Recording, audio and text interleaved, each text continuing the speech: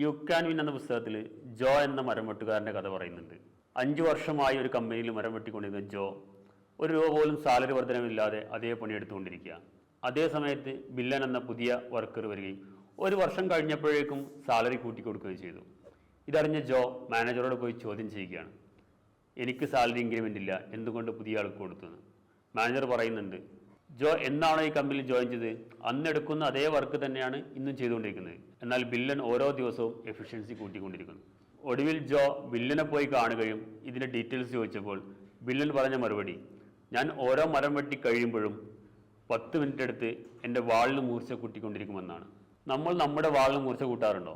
നമുക്കെന്നും പരാതിയാണ്, salary increment ഇല്ല, business വർദ്ധിക്കുന്നില്ല, പുതിയ ജോലി കിട്ടുന്നില്ല എന്നൊക്കെ.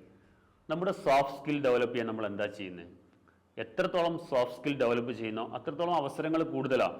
നമ്മുടെ communication skill, problem solving skill, leadership quality, ഇങ്ങനെ വ്യത്യസ്തമായ സോഫ്റ്റ് സ്കില്ലുകൾ എത്രത്തോളം ഡെവലപ്പ് ചെയ്യുന്നോ അത്രത്തോളം അവസരങ്ങൾ നമ്മൾ കാത്തിരിക്കുക.